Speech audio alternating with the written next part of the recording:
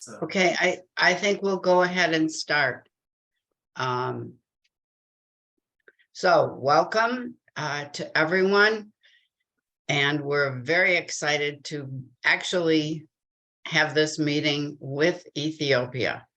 I have been working on a VSPP for the past, I think, year. I kept extending with Daniel and Tegist, and I have just been so impressed with the staff in Ethiopia and their dedication to their work. So we want to welcome everyone. And Chuck, if you could just say a few words about our procedures. Good morning. Glad to see a wonderful crowd here. I'm sure you're all interested to find out what's going on. If you would keep yourself muted to keep the audio working effectively. I'll be monitoring the chat, and if you have a question, you can place your question in the chat, and I will, at the appropriate time, go through the chat and then convey the questions to Obi and his staff in Ethiopia to get their response. So it's good seeing a lot of bright faces. I'm in Denver. It's early morning, but I'm glad to see all of you have joined us. And we look forward to hearing from Peace Corps Ethiopia what's going on, and how we can support that.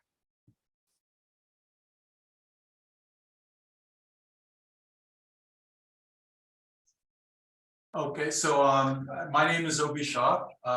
Thank you all so much. Thank you, Cindy. Thank you to the Ethiopia Eritrea RPCB Association for putting this together. We're very excited to have this opportunity to meet and dialogue with you. I have been the country director in Ethiopia since November of 2018. I hope to be here through March of 26. And what I can tell you is post, there was the worldwide evacuation of volunteers in March of 2020. Since that time, Peace Corps worldwide has started to begin sending volunteers back to certain countries. The re-entry process is what we call it. As you know, there have been a number of other situations impacting the return of volunteers to Peace Corps Ethiopia, primarily the conflict in the Tigray region earlier in the year, which now seems to be relatively calm and sorted out, but I'll leave that to the staff to give their more nuanced impressions of that. Recently, the embassy had finally opened up travel to mission staff to basically the entire country. If there was an airport, with a few exceptions, Mekelle is still considered a restricted area, meaning that we needed to get permission from the regional security office in order to travel there. But most of the country has been opened up in the last month, I would say. Last week, there were some issues in the Amhara region due to the integration of regional forces into the broader Ethiopian military and police forces, correct? It was the police as well. There were some protests, there were some serious incidents, and because of that, Amhara is now back on the no-go zone, but we're hoping that will change in the next, I would say, 2 to 3 weeks. We're watching the situation. But as far as Peace Corps Ethiopia and the reentry of volunteers, in November of 22, we had a green light from Peace Corps headquarters to bring back volunteers at a lower level, 30 volunteers. We were hoping to have brought them in this next coming month, May, but the process got a little jammed up when it had to go to Congress. So the process for any Peace Corps country is Peace Corps headquarters decides that they want to send volunteers back to a certain country.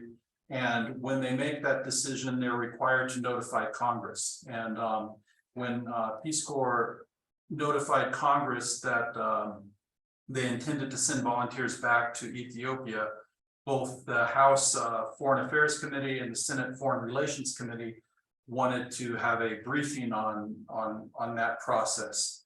And what came out of that briefing was basically a hold put on volunteers moving forward with Ethiopia at the time. Security concerns were mentioned, as well as, you know, the continuing tense bilateral relationship between the Ethiopian government and the United States government, which, I mean, from the perspective on this side, and, you know, I'm not speaking for the embassy, but I can tell you as a member of the country team, we feel that the relationship has gotten much stronger here. It's much more positive than it was 6-9 months ago, and I think that's starting to bear fruit. I was reading an article yesterday. I think the IMF and the World Bank are finally moving forward with some debt restructuring for Ethiopia, which again is a very positive step. They've been waiting for the U.S. to sort of give a green light on that as well. But just another example, yesterday, Dr. Dan and I were invited to meet with the Minister of Education, who is a very strong supporter of Peace Corps. He had been taught by a Peace Corps volunteer. And I would say, has it been 2 years now when we first met him? A year and a half or so since we first met him. In our first meeting, he had asked that Peace Corps provide 4,000 volunteers to Ethiopia.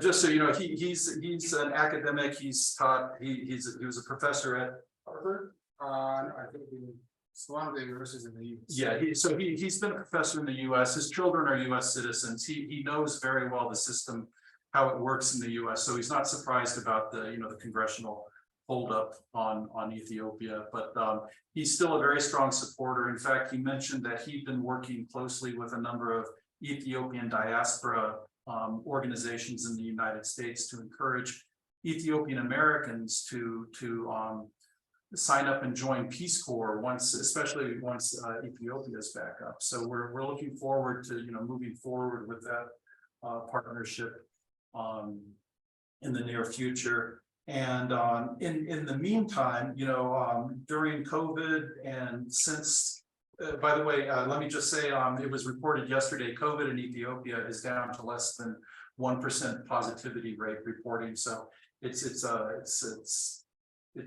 we're doing very well in that neighborhood. But we worked closely with the Ministry of Health. Lucille mentioned something about that. We've been doing teacher trainings in up country. When we do come back to Ethiopia, we will be confined to an area the size of Austria, basically, but it's going to be in the south. It'll be centered around Hawassa and the Jimma area. So we have 2 regional offices, one in Hawassa, one in Jimma. We still currently maintain a regional office in Mekelle, and our regional manager is online with us today, although he's having some technical difficulties. So he's going to send his briefing to Hishe, our safety and security manager. But we still have an office in Mekelle with 8 staff, and they've been there throughout the conflict. For about 2 years, they had no communication other than we had pre-placed a satellite phone there, so we were able to maintain communication with Mekelle, at least once a week, sometimes 3 times a week, depending on how the situation is working. But with that said, let me let me pass it around to the folks in the room.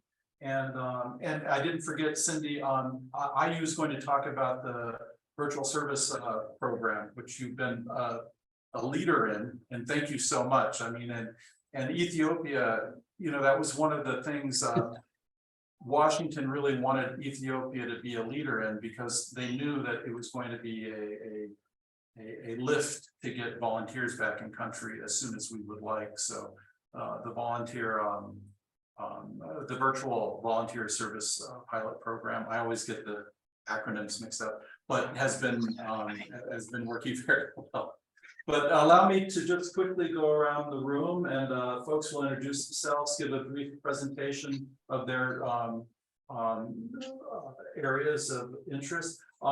Sitting next to me is Sahana, who keeps me honest. She's here to make sure I'm not forgetting anything. She's our executive assistant. Let me just, if you want to say a quick. Yeah, thank you all. Good to be here in the meeting. My name is Sana, the executive assistant. I've been here since its reopening in 2007. Yeah. I'm glad I'm joining this meeting. Thank you. Just introduction. Well, and then move into your presentation. Would be great. Thank you, everyone.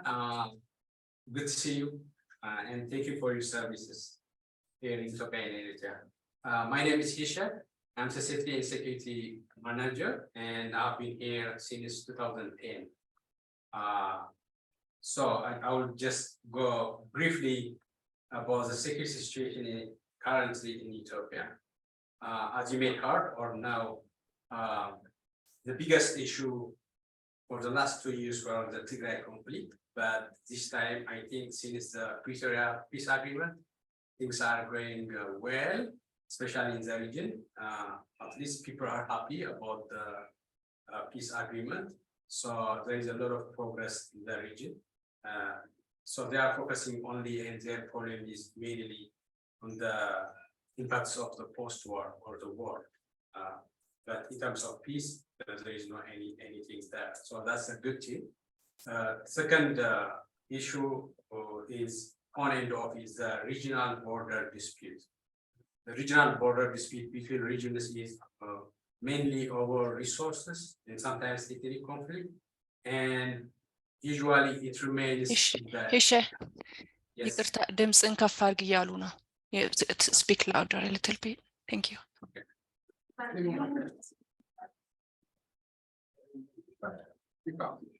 Yeah, perhaps closer to the microphone. Yes. Yeah. So I was saying that the biggest problem for the last 2 years were the Tigray conflict, the Tigray region conflict. But since the Pretoria peace agreement, things are now going well. So in the region, relatively it's calm, and there is a lot of progress in relation to the peace agreement. So people are focusing mainly on the post-war impacts. So that's a big thing. And the other issue currently in Ethiopia sometimes is regional border dispute, ethnic and regional border dispute. Usually it is mainly because of resources, but it remains usually around that area. It doesn't grow, doesn't affect other areas. And it stays for a short period usually because of the intervention of elders or regional government or regional or the federal government. It usually doesn't go or doesn't affect other areas, but still there are border regional issues. But as Peace Corps, we never had a mission, we never had volunteers in those areas. The other issue is the armed group or movement in Oromia region. There are unknown armed groups, or sometimes they call them, Shani here. So they clash with the federal government, federal forces. Again, it's a green light. There is a green light for talks with the government. So I don't know the reason, but recently, with the last months, things are relatively getting less calm in the region. But that's also another big issue, armed conflicts in or armed group in Oromia region. Again, we never had in this affected area, which is west part of Oromia. The other issue is like we sometimes see protesters, civil unrest, and mainly when we had road blockage or communication blockage, that's how we directly or indirectly affected. But again, this doesn't stay for a long time, but we sometimes see protests in different areas. One example is, as Obi said, last week we had in Amhara region kind of protest. That's why the embassy is posted restricted travel, but I think this week it's very calm. I had an update with one of our former staff in Bahar Dar, so things are getting calm even in that region. Yeah, the other issue is, the region, East Africa region, sometimes we may affected directly or indirectly by the situation, South Sudan, currently, Somalia, even Eritrea, sometimes, yeah. But as compared to the last year or before 2 years, there are a lot of progress in terms of peace, in terms of getting, less and less conflicts in Ethiopia. Thank you. Thank you. Who's closer to the mic? Okay, thank you. This is Nabiyu. I'm the agriculture program manager. I've been here in Peace Corps since 2010 and working as a program assistant. At the first, I joined and then moved to program manager. I would like to say hi to everyone who's attending and welcome. It's a good opportunity for us to talk to you. So since the evaluation of the volunteers, we've been working in various activities. We've been keeping ourselves busy with several activities, some mainly focusing on improving our training of volunteers. There is a volunteer competency model, which the headquarters wanted us to implement. So the whole program has been working. It took us several months to implement that, improve the training, and then the assessment of the volunteers. So that has taken our time. And also we have created post-staff support groups between posts, and we've been helping each other between posts, sector-based post groups, and we've been sharing our experience regarding how we can improve our future volunteer service trainings and then site ID or other activities regarding the service. So we've been attending like in two months time. We've been having such meetings with other post sector program staff. Vertical service pilot program also, this was our project, which will be discussed by IU later. And we've been working on that also. We have also, staff has been also used to, as a TDY or temporary duty, move to another post to help out another post with our sectors. For example, myself, I went to Tanzania for 3 weeks to support their training. They were preparing to receive volunteers. And then I've been working in preparing the sessions in the practical. We have also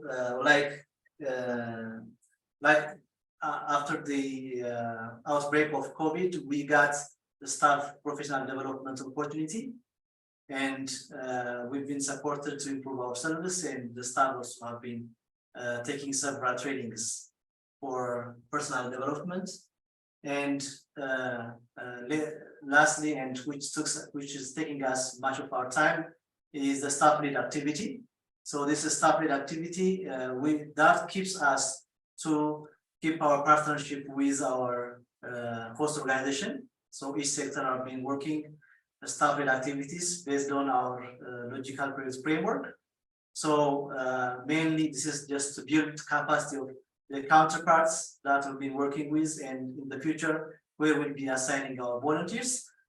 So we've trained them different competencies based on our framework, so that in the future when they receive volunteers, they will be more informed and more understanding about Peace Corps and our working area. So these were like much of the training, the works that we've been working. Yeah, that's what I want to say. Thank you so much.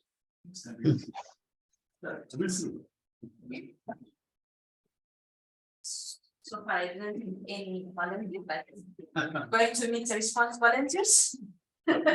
Yeah, actually, Lucy joined us right after COVID, right after the March evacuation. 2020. Hello, everyone. So I'm Lucy Bayu. I joined Peace Corps March 2020. So when the volunteers are evacuated to US, I just joined Peace Corps. It's really, actually, it's a tough time. At the same time, it's really, I'm really very, I got very supportive staffs. So I just learned a lot of things about volunteers, even though I didn't make any regular volunteers so far. But I believe that I catch up a lot of things from my staff. So nice to meet you, guys. So I'm going to take you through some activities that we have been doing since volunteers evacuation. So as a health team, I'm health program manager. So yeah, for health. So as a health team, we have been doing a lot of activities since then. So the first thing is we try to review our projects that have been implementing before 2020. So we review and design a new project and develop our new project framework, which is called HEMICH, which is Health Education for Youth, Maternal and Child Health, focusing on maternal and newborns and youth, as well as including fathers. So this is one activity that we did in the last 3 years. And the other is, even though COVID is not actually like, the prevalence is very low, but as a post, we spend a lot of time, a lot of energy by developing COVID mitigation strategy documents. I know now we might not use all those documents, but as a team, we spend a lot of things, how we can support our PCBs during re-entry. So we did that. And the other is staff capacity building. I think my colleague Nabilu has been mentioning that a lot of staff capacity building has been done, especially even the Peace Corps also allocates some supports some financially to take trainings. There was a COVID, so COVID fund. So that was really great, and thanks to Peace Corps getting that opportunity, and Peace Corps staffs got that use that opportunity and get trainings, even online trainings, even in-house trainings. So we use even our in-house capacity for staff capacity building. And the other is TDA, which is like aligning the competency that the volunteers need to perform and the training that we are going to provide in the assessment. So considering these three things, we design, we go through the process of training design and assessment, the TDA process, which was really intensive and helps us like to understand how the competency, the assessment, and the training will align. So that was another activity. And the other is sector-specific language training, which is SSMT. So this also really one deliverable, which focuses on language curriculum as a sector, as well as a post. And we deliver such kind of products to HQ, the continent, the LDP, and the SSMT documents to HQ, and timely, hopefully with quality. So that was the other thing. And when I come to the staff lead activities, so during this time, the staffs were providing a lot of trainings to the counterparts, especially when we select those counterparts, we were focusing the future potential sites of the volunteers.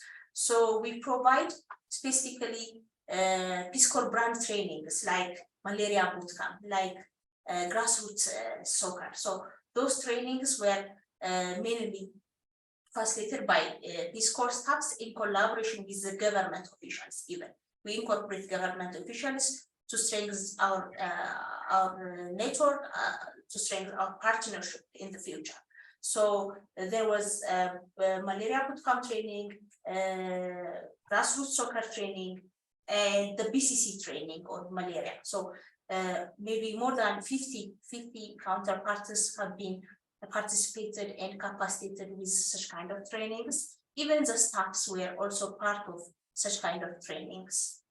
And the other big achievement during this time is supporting the ministries with COVID campaign, COVID vaccine campaign. So I would like to thank also Obi for his support during third round COVID-19 vaccination campaign at national level.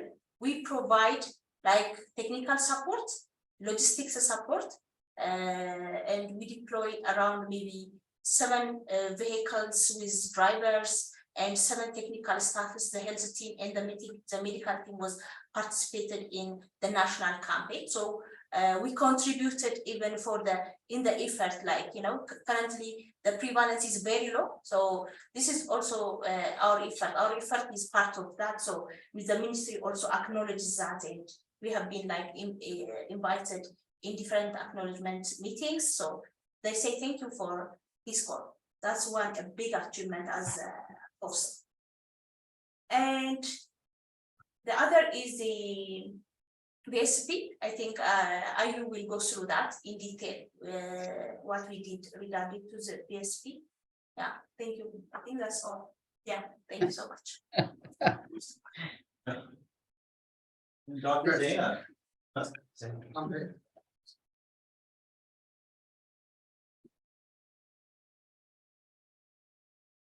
Thank you. This is Dan, education.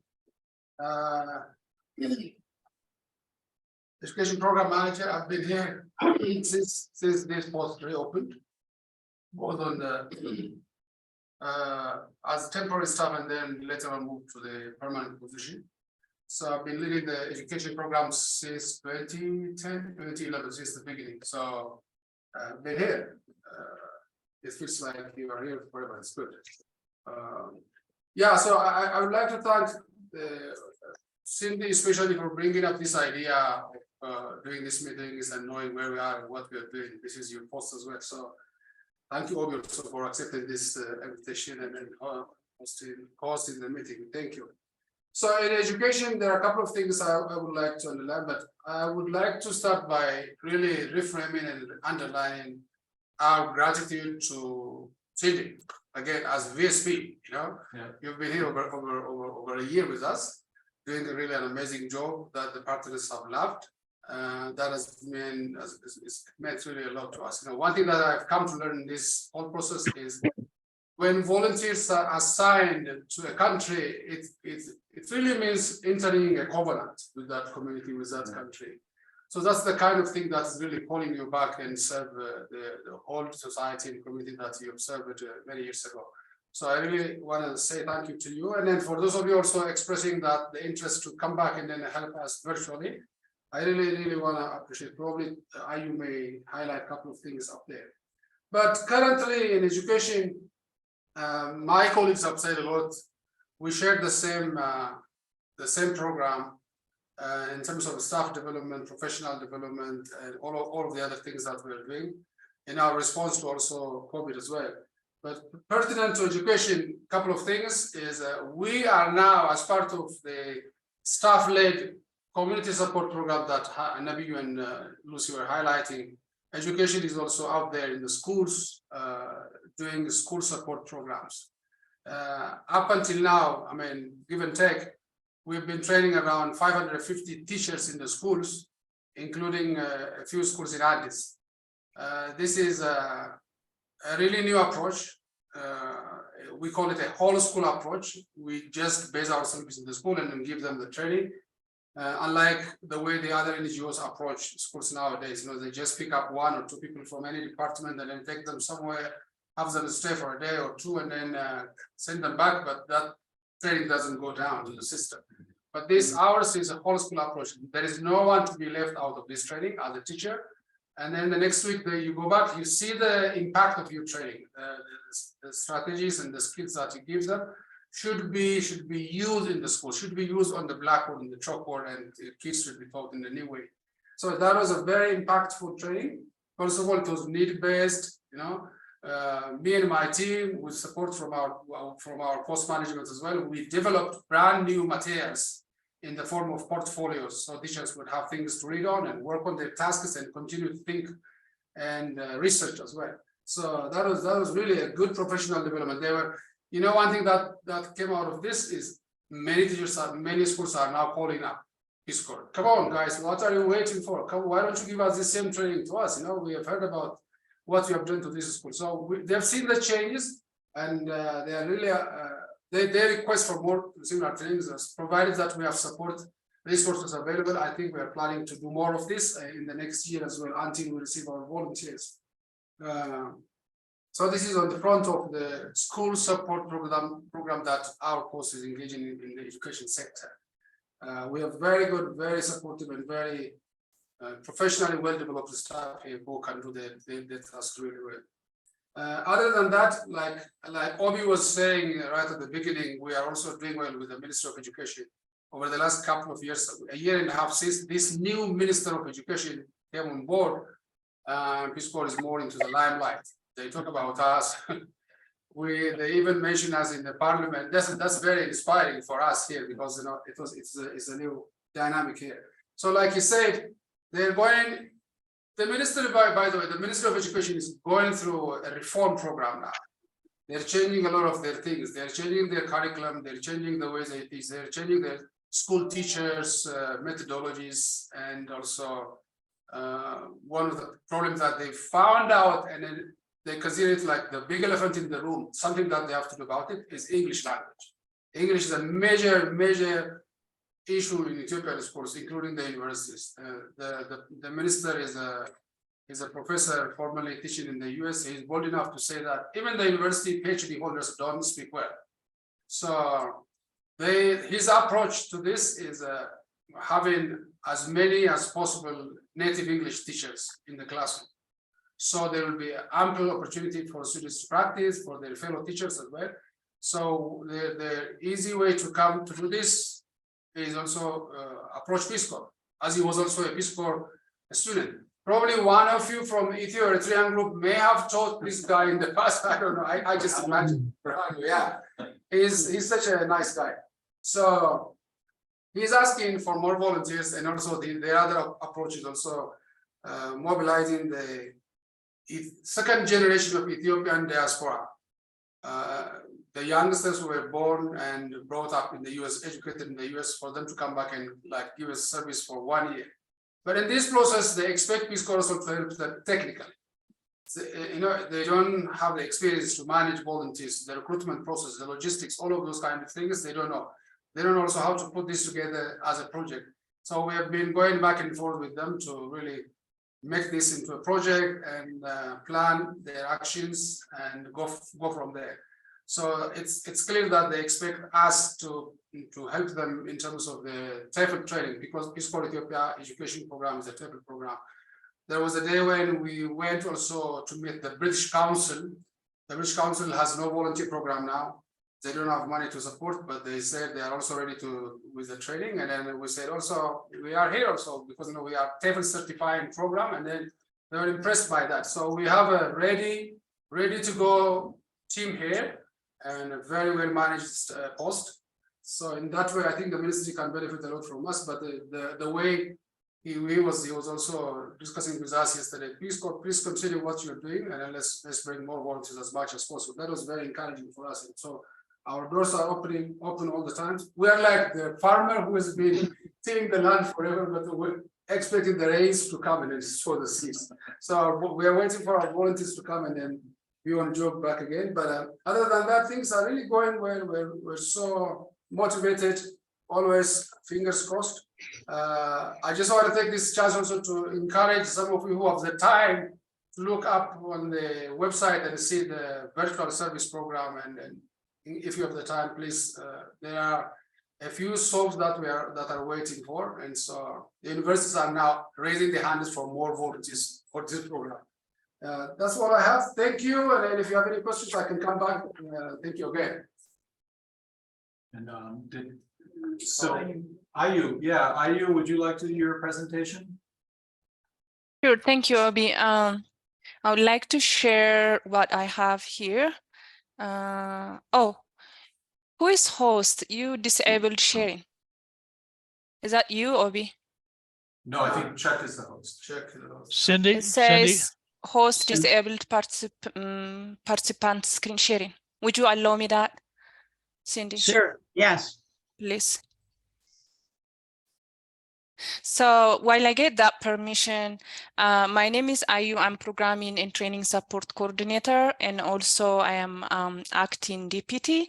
I have been working for Peace Corps for about like 10 years in 3 different positions. I started Peace Corps as LCF, and then I worked as a program assistant for education sector, and now I'm Programming and Training Support Coordinator. So I will share a little bit about our VSP virtual service pilot program with you. That's the biggest project or program that we've been, not yet, I don't know why. Not yet, Cindy. So Yeah. it's not allowing me. All right, that's okay.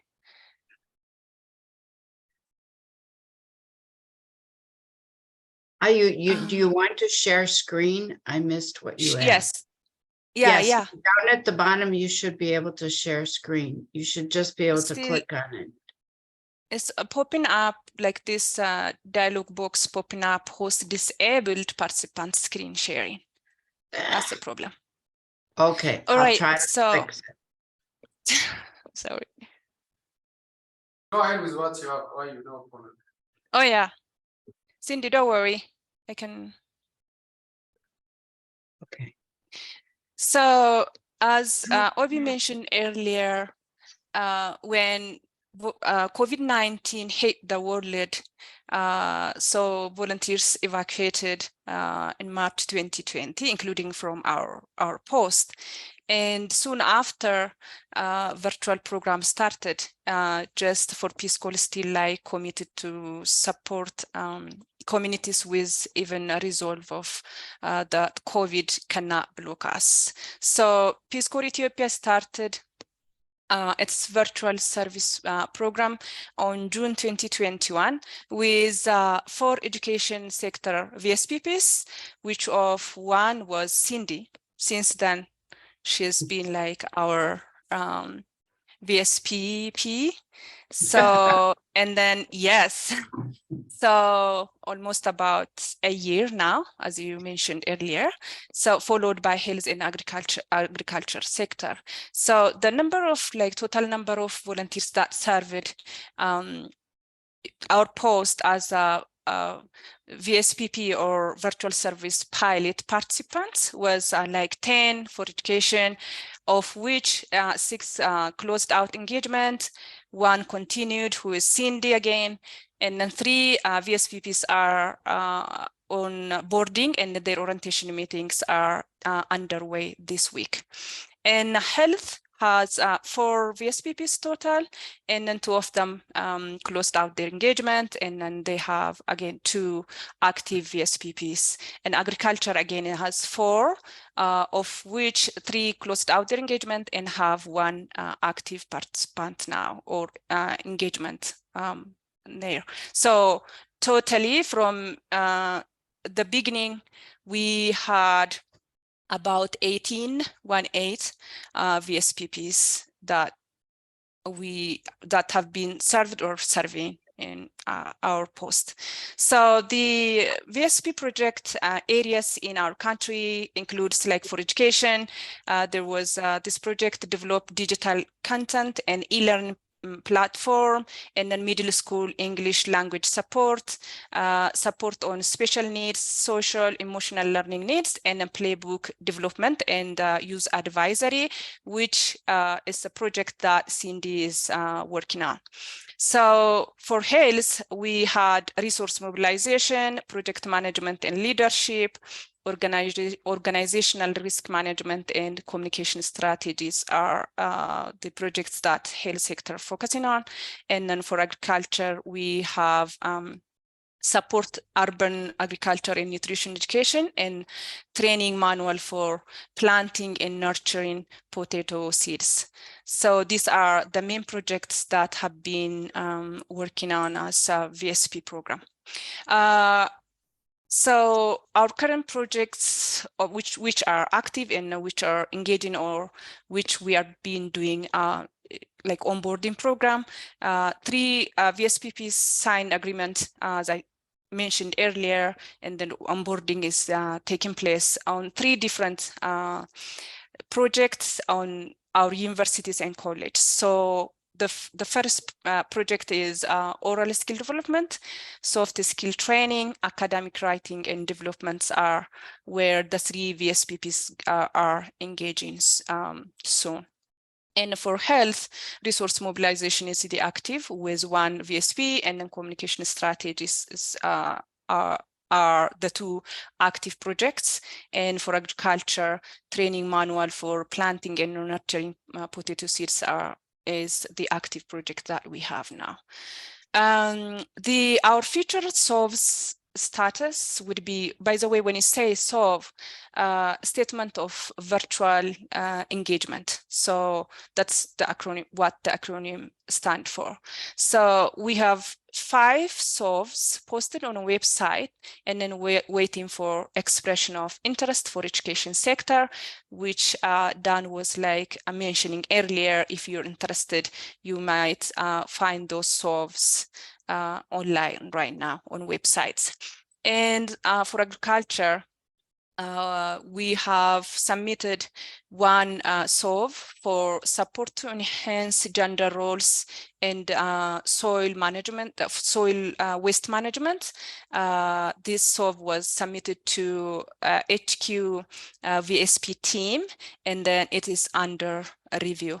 For health, we haven't had 1 SOV now. The team is working with partner organization and developing SOV for future engagement. So for FY 2024, post planned like 3 education, 2 health and agriculture VSPPs or per quarter, which will have like maybe around 7 SOVs per quarter moving forward. So that's what I have for you in general. Thank you so much. Back to you, Obi. Thank you. Hey, thank you so much, Ayu. I think I just saw a note from Desalin that his network is working up in Mekelle. Hey, Desalin, can you hear us?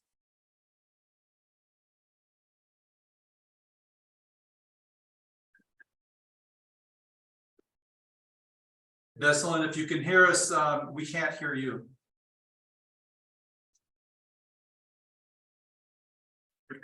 Okay, let me go to Getachew in Hawassa.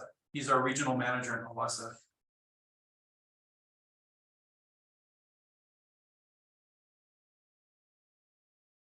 Getachew, are you there?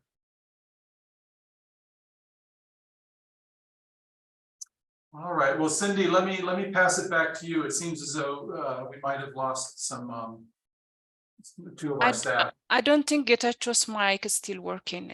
I don't see his mic. yeah, I think that's it. Yeah. Cindy, do you want me to go through some of the questions that have come through? Yes. Okay. First of all, just let me take a second to mention that several other board members are online here. Our esteemed Vice President Leo Chikini from Ethiopia 1, Randy Marcus, Steve Christopher. If anybody I've missed anyone, my pardon. So I have one question. You mentioned let me just run through the questions and maybe you can do them in order. So had one question about, you mentioned an acronym LCF, and we're not clear what that stands for. There was a question about, let's see, conditions and opportunities for women in the various sectors. Another question about language training, especially languages other than Amharic, and how that's being handled. I had a question about the virtual program. I did not see a link on the Peace Corps Ethiopia website directly to the virtual service pilot project. So it was a little hard to find. I had to do a special search. So maybe that's something you can work out with headquarters about, having a direct link on the Peace Corps Ethiopia page to the virtual service program. And in that vein, what kind of response you've been getting in terms of people looking to fulfill those virtual projects? And has there been any issue about getting people with the proper qualifications as they're listed on that? So plans for language training, opportunities and conditions for women, the virtual service project, the link and the qualifications, the meaning of the acronym LCF. I had another question. You were mentioned the need for final sign off by the House Foreign Affairs and the Senate Foreign Relations Committees. If any of us happen to have senators or congressmen on there, is there a appropriate, gentle way we can express our support for moving ahead with Peace Corps Ethiopia and reminding them of the tradition of long service in Ethiopia and in a gentle way, urge them to move forward with that support, and not wanting to get in your way in any way, but a way we can be supportive of that effort in an appropriate way. So I think if you have those questions, those are the ones that I found on the chat box. Thank you for putting that in the chat, and we'll turn it back to Peace Corps Ethiopia. Okay, so You can answer the language question. yes, Yeah, language. the language, yeah. So in regards to the language question, yes, POST has been teaching languages other than Amharic. Amharic is a federal language, a national language. It's the language that we want all volunteers to know from their arrival to the second or third weeks if they are going to Oromia and Tigray. But so this volunteers going to Tigray and Oromia, we are teaching them these two languages, Tigrinya and Afan Oromo. Recently, we have started a process to add, and we are almost at the stage where we are developing the materials as well. We are starting languages for the southern region, Sidama, Wolaita, and Hadiya languages we are including, because the plan is we are going to these regions as we in the post-COVID re-entry program. I think we are focusing there. So especially for our programs, as we are working with the grassroots, it is really imperative that volunteers are able to speak to the local communities. As teachers should also be able to use the language for their classroom management in the primary school as well. So these three languages are coming up, plus the two formally already aligned languages like Tigrinya and Afan Oromo, and then with Amharic, it's going to be 6 languages that we are prepared to teach. So we have a very strong language program here. I just want to say hi to Greg and Jules and people who are here recently, and then Tosh as well. It's nice to see you here and nice to hear from you. Thank you. It's good to see all y'all too. Yeah, thank you. LCF. Yeah, am I allowed to answer that? That's me who used the LCF. It's a language and cross-culture facilitator. I don't know what these people have been called by when you were volunteers. I don't know. Language and cross-culture facilitator. Yeah, about the link for Ethiopian, VSP link for Ethiopia. Usually what we do is we just develop SOVs, a statement of virtual engagement, and then send to HQ virtual service team. And then they review it and then post it on the Peace Corps website, not like country specific or post specific website. In the future, if that's possible, we'll ask and then maybe have them posted on our website as well. Yeah, I think, if Peace Corps Ethiopia is looking for virtual service persons, I think having some link on the Peace Corps Ethiopia website to find those opportunities would be helpful in scouring the U.S. for appropriate candidates for those positions. Morning, Yeah, that should be an easy fix. yeah.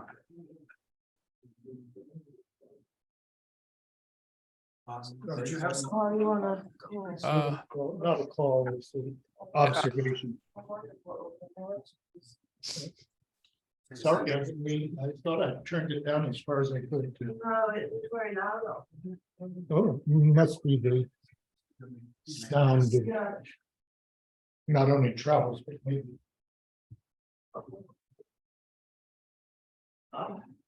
Yes, I need about.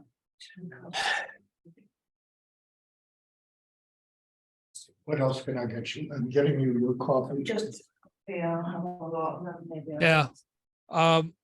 So just a quick follow-up, the one question on any issues with opportunities and conditions for women, either what's going on in Ethiopia in terms of education and health, and then Something another. that I never participated in before, but Yeah. the Peace Corps program in Ethiopia is being revived. And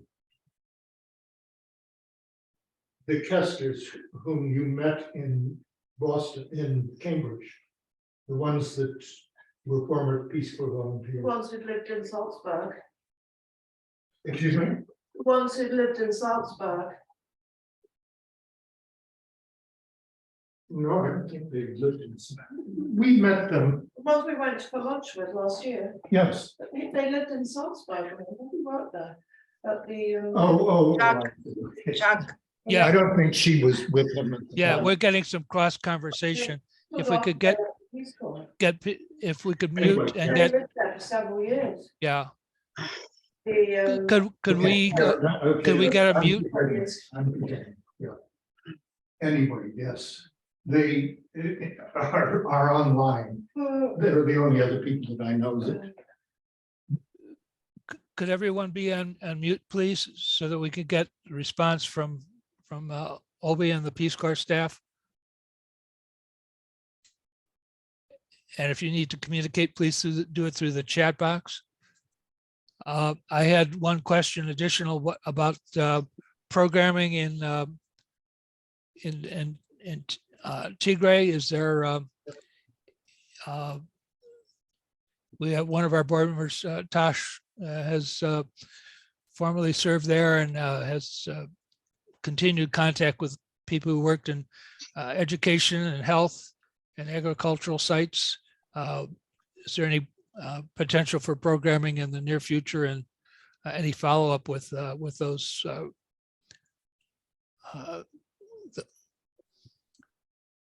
the former local contacts that Peace Corps had with host country participants in that? Okay, so first we'll address the question about opportunities for women. Yeah, regarding just to say a few words about opportunities for women. So this time the government has taken a leadership on empowering women. So here in our country, like even at ministry level, the government has a plan like to make 50% of the ministries with women.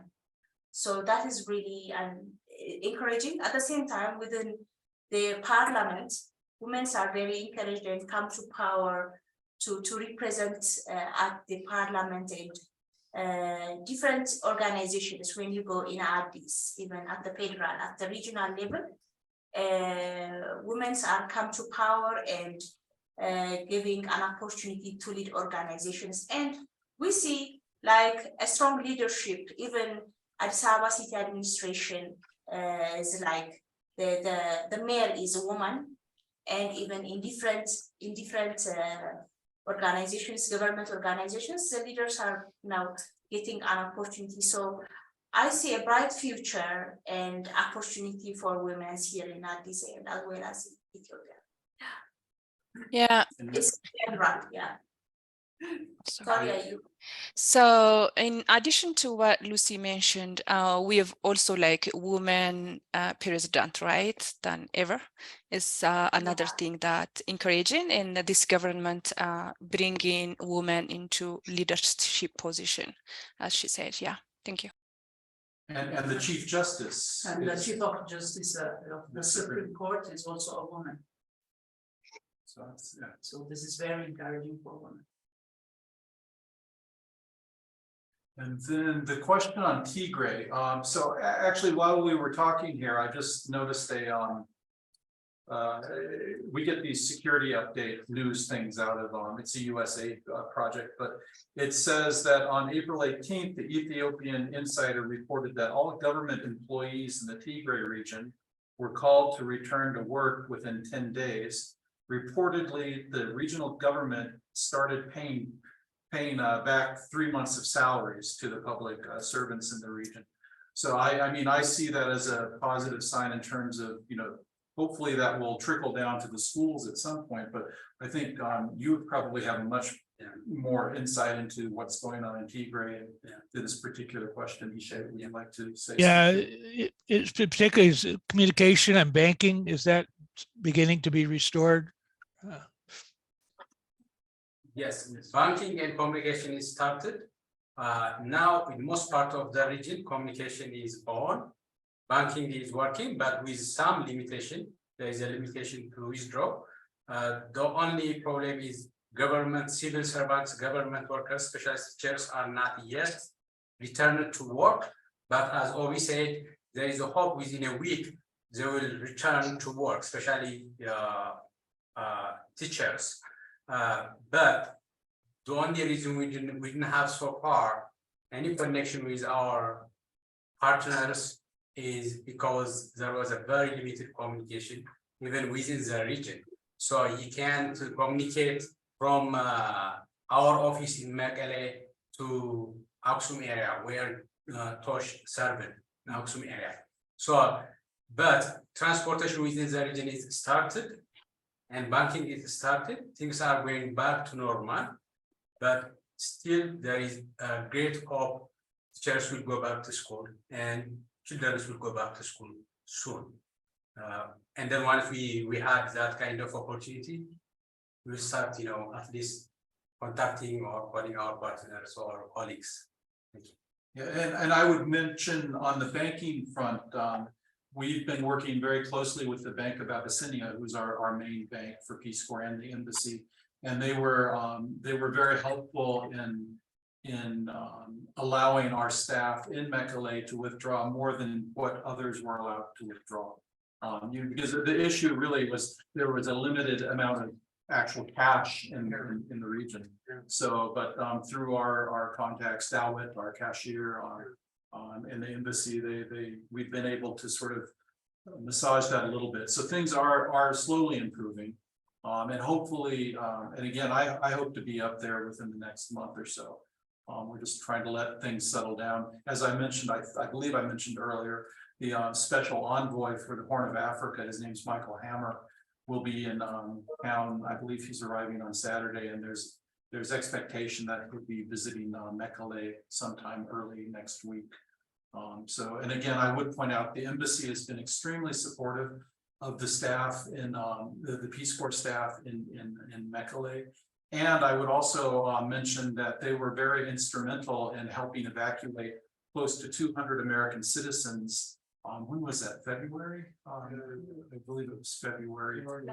Yeah, last year, going through, putting together, the US Embassy put together some charter flights, and it was the Peace Corps staff who were helping to, get the message out. For the longest time, the Peace Corps staff were the only direct connection we had, because they had the satellite phone there, so they were calling in for a few months, and we would again, we try very hard to be not seen as informants, as it were, but they were providing updates on the situation in Mekelle, and in terms of passing on.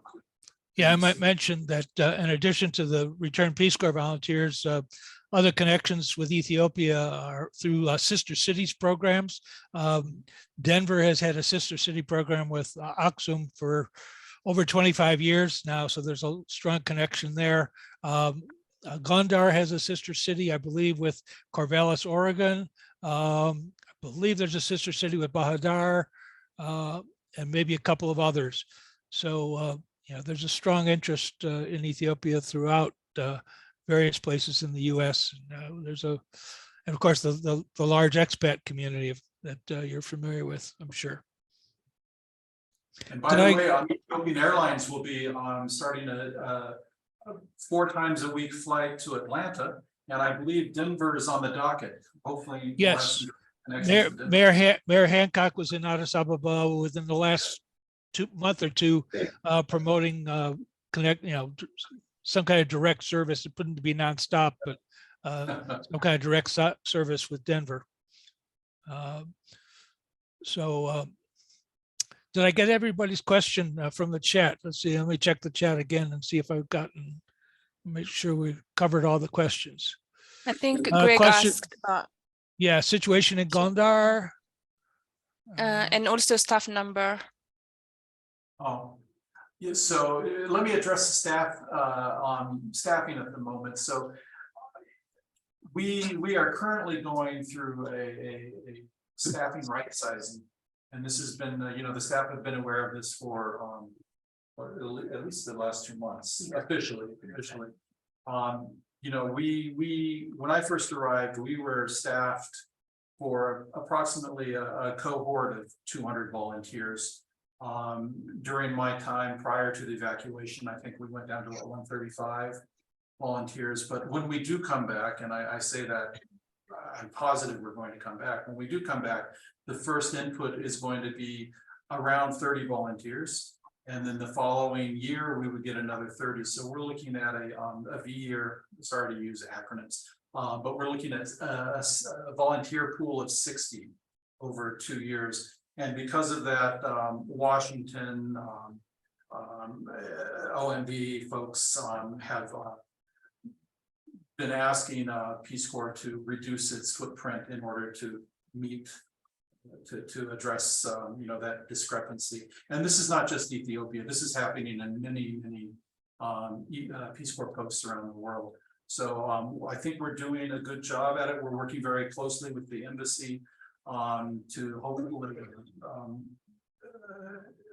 move staff who are in redundant positions over the embassy positions, and we're also working in the local community with other NGOs to help place those. But the numbers we're approximately at 80 full-time staff, and we're going to move down to 42, and that's sort of that's a bit of a fake number, because in Ethiopia, our guards in our regional offices are considered, they're counted as staff, whereas in many other countries that service would be contracted out. So we're actually in the process of contracting out those services, and those numbers, the guards will actually move over to the private security firm, but they would still be with us. But then our numbers go down for Washington. I hope that was helpful. It's always hard not using acronyms, and especially with Peace Corps, as some of you, I'm sure, very well know. Were there other than RPCV, we're not really, not many of us are not real good on acronyms. But.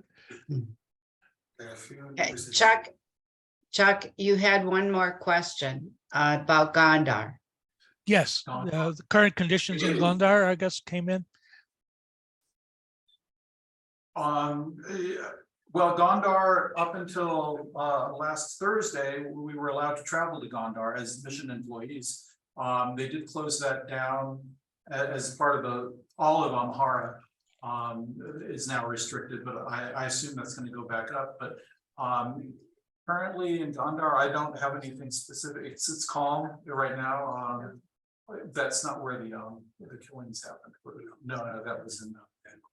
Yeah, so it's Gondar has been frankly calm for quite a while. I mean, I actually visited when I first moved here, when I first arrived here. But again, it's just one of those, not being very forward leaning at the mission, especially post COVID and post Tigray conflict. So it's taken a time to sort of get things back open. In fact, I'll share with you, the discussion at the embassy went on for almost a month in order to sort of the agencies who work out of the U.S. mission here were really pushing hard to get the country reopened to travel, because it was, up until like 2 months ago, I was away. 2 months ago, I mean, most of the country was very restricted, and if you traveled outside of Addis Ababa, with the exception of Hawassa and Arba Mensch, any mission employee had to submit what's called a restricted travel package to the RSO's office, which was very detailed, and then the RSO would review it, and then that would go to the front office, where the DCM would look it over and okay it, and then finally it would go to the ambassador. And that would be just to travel, for example, at the time, Gemma was still like restricted travel. So, and we have an office in Gemma, and so thankfully things have gotten much open, much more open in the last month and a half. Yeah, so another question came in, somebody I guess from service in Bali, I guess in the eastern Oromia region, I guess that's towards the border with the Somali region. What's conditions down there? And my general question, I assume the tourism industry has been quite largely impacted in the last couple of years.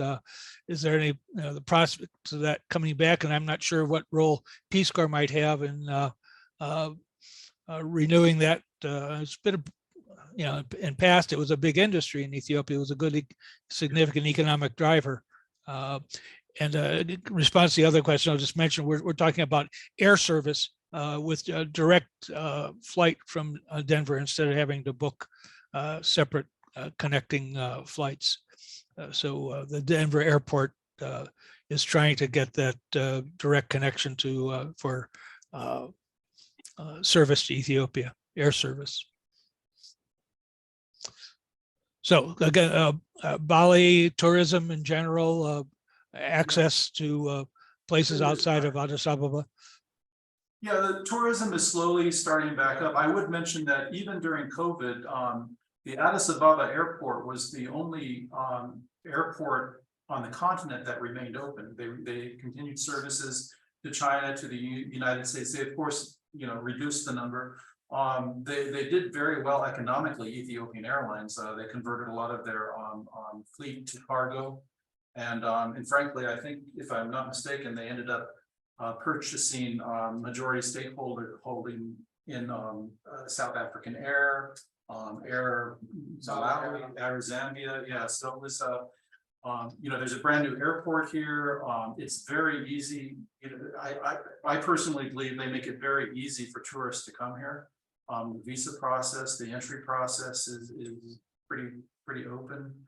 And again, as you mentioned, the direct flights to the US, they've got I think it's 10 a week now to Washington. They fly to New York, they fly to Chicago, they fly, they're going to start flying to Atlanta and hopefully Los Angeles. They used to, yeah. But yeah, I think it's turning out, it's looking better. We're seeing more conferences. I think the African Association of Airline something will be having a big conference here starting next week, hosted by Ethiopian Airlines at the Skylight Hotel. But in terms of the Bali Mountains, it's actually my screensaver. It's so beautiful. But they ever since my arrival, travel for mission employees to the Bali Mountains has been off limits.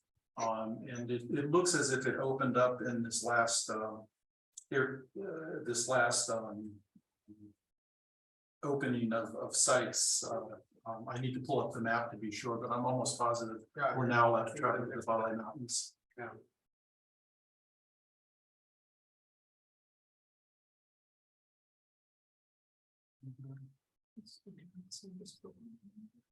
Yeah, so, there you go. Thank you. Look at that. Our safety and security manager has the map. So yeah, it's not restricted. Yeah, so it's not restricted. So travel to Bali is not restricted anymore. Is your battery done? Oh, yeah, you're at 5%. Hey, Jack. Yeah, is it Leo had his hands up multiple Okay. times. If Oh. yeah, Oh, I just yeah. go ahead, Leo. Can you unmute? Leo's our vice president of our board. Leo, on mute. Leo, go to the bottom of your screen and Oh, on that's right. mute. Okay, is that it? Yep. Yeah, I'm so totally impressed by the staff of Peace Corps Ethiopia. I'm also very impressed by the idea of having Ethiopian Americans go back there as Peace Corps volunteers. I don't think any country has so fully adopted the concept and idea of the Peace Corps as has Ethiopia, and I applaud everybody for all this great work. And the Peace Corps is a real part of Ethiopian culture now. It's amazing. Thank you. Thank you.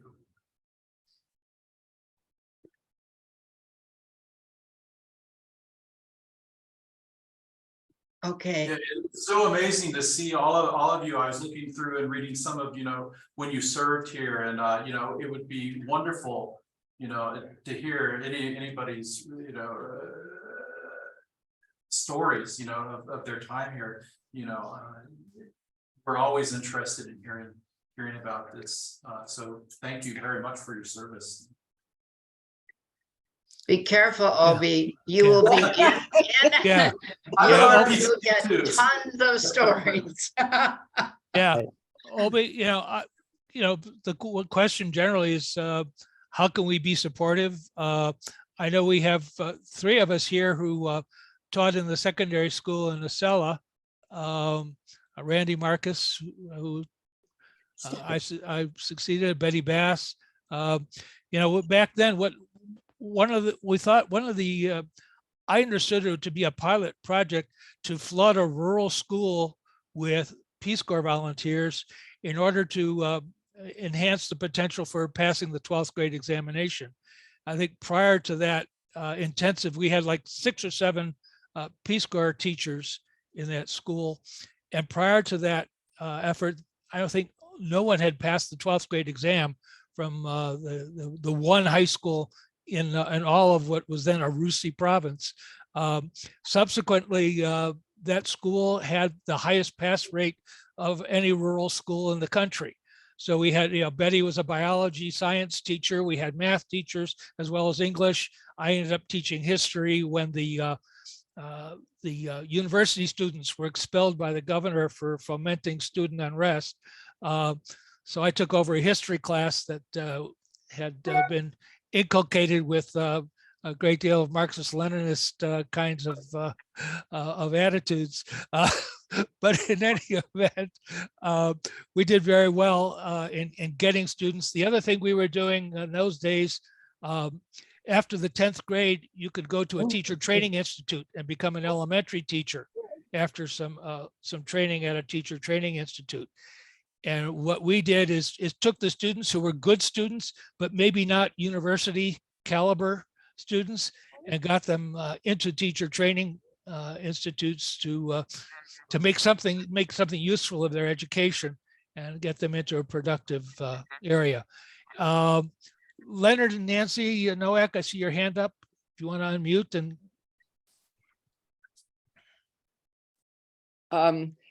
Nancy Nowak, Nancy Dean Nowak, and Leo and I were volunteers from 63 to 65. I being in McKelly and Leo being in Asmara, and we were a health team in McKelly along with the teachers that were there, but we served the hospital there for 1 year. And then there was a lot of adventure with Bulgarian doctors and new positions made for most of us. There were a lot of us at a small 50-bed hospital. And so a couple of us went up to Esmar to work at what was a Tigi Menon hospital, and started a dresser school with the most wonderful Ethiopian young nurse woman who was the main teacher since our language skills were very weak. We didn't take time when we arrived in Tigray province to learn in Tigrinya, and Amharic was not the language of choice.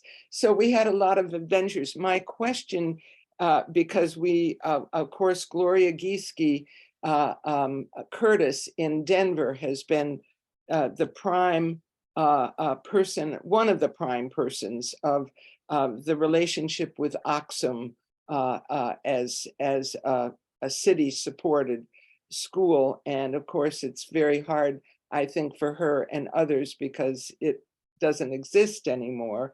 And my question is, you had direct service to Denver, and I didn't understand what that meant. It was air service. We're talking about air service, airport from Denver International Airport, flying on to Ethiopia somehow. I don't think they have the route structure worked out fully yet. For any Americans who go to Ethiopia, you go to Denver first? No, it's just adding Denver as a place where you can board air service to arrive in Ethiopia. Yeah, and just one more thing, that for over the past probably at least 20 years to more, we have been meeting as an Ethi 2 group for those years, about every 2 years. And it's been wonderful because our relationships have stayed close, and of course COVID broke us up, but we plan to meet in 2023, we hope. Thank you. No, that's absolutely wonderful. Congratulations on that. And actually, Hannah just reminded me, about 2 months ago, we were searching everywhere, trying to find the exact date that that G1 arrived. Does anybody know what date that was? The day. We know it was in September of '62, but we don't know the date. Yeah, well, you did get that information from John Coyne. Yes. It was in my diary. I went back and looked. So it was September 6th, which would have to have been my 22nd birthday. Oh, fantastic. Thank you. Thank you. So I just wanted to add, there's just so much gratitude and astonishment for me that first of all, the Peace Corps is still alive. And there was a lot of effort to diminish the Peace Corps. A lot of doubters in Congress, I'm sure it comes as no surprise. So it's amazing that it's over 60 years old, and some of us are slightly over that. So it's wonderful to see it. And I'm noticing other people, not quite as old as I am, but in their 70s, going still into the Peace Corps, going back. They had to leave during COVID, and they're going back for their second go at it, which is really, I think, just speaks, this is a service that no matter what your age, you can actually participate in some way. So anyway, I'm just wanting to say that I think it's wonderful to see that there is a blend of Ethiopians and Americans in the staff, and that someone's actually been there for 10 years. I can't even fathom that.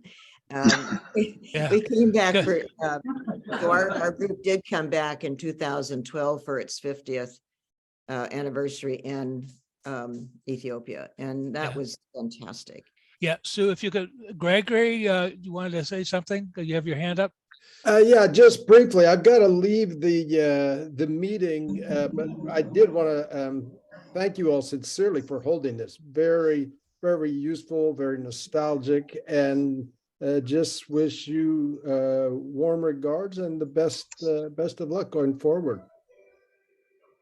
Thank you. Thank you. Thank you, Greg. Thank you, Greg. Chuck, we need Cindy? to wrap it up. All right, go ahead. You're the boss. No, I'm not the boss. I just want to thank Obi and all of the staff in Ethiopia very much.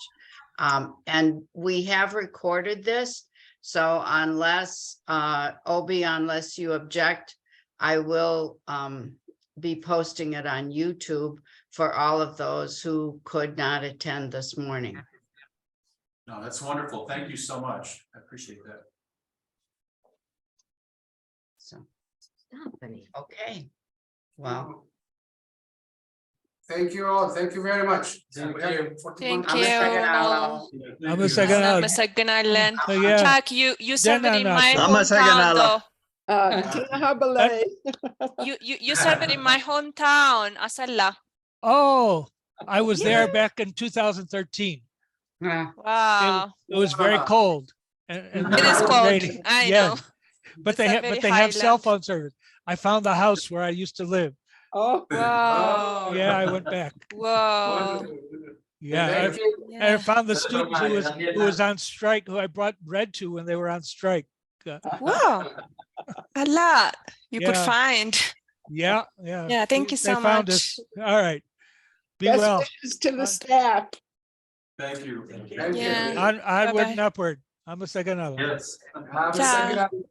second. Yeah. Bye-bye. Bye-bye.